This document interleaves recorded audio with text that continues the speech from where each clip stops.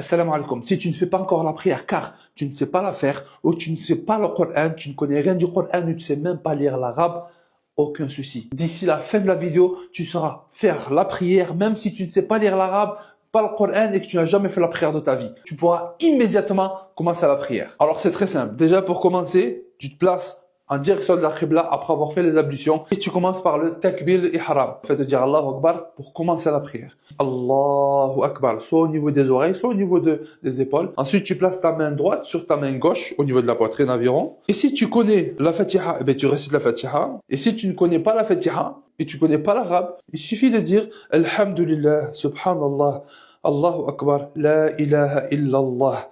De répéter ça à plusieurs reprises.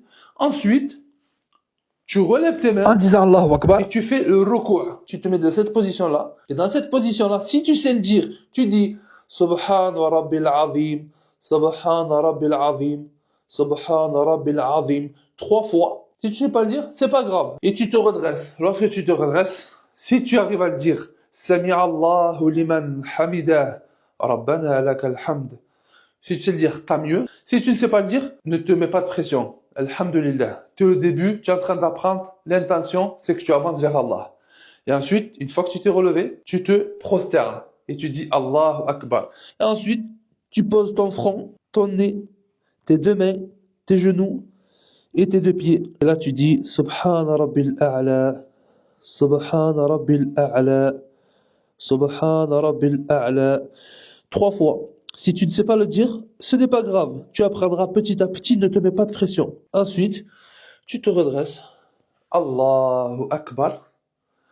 Et là, dans cette position, tu dis Rabbi ighfirli, Rabbi ighfirli, Rabbi ighfirli.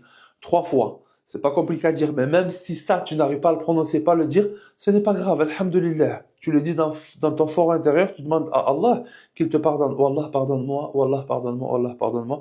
Essaie de garder ton regard fixe vers l'endroit où tu te prosternes avec ton front, de manière à garder une certaine concentration. Ensuite, tu repars en prosternation, Allahu Akbar, et tu redis, si tu sais le dire, Subhana Rabbil A'la. Ensuite, tu te redresses et tu dis Allahu Akbar, et là, tu te relèves. Petite précision, lorsque tu as le front sur le sol, c'est le moment où tu es le plus proche d'Allah. Donc, il faut profiter au maximum pour l'invoquer de la langue que tu connais, même si tu ne maîtrises pas l'arabe. Que ce soit en rif, en marocain, algérien, tunisien, en sénégalais, malien, peu importe la langue, même en français, tu peux l'invoquer dans ton fort intérieur.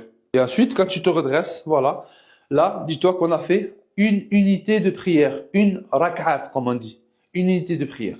Et cette unité de prière, c'est celle-ci que tu vas répéter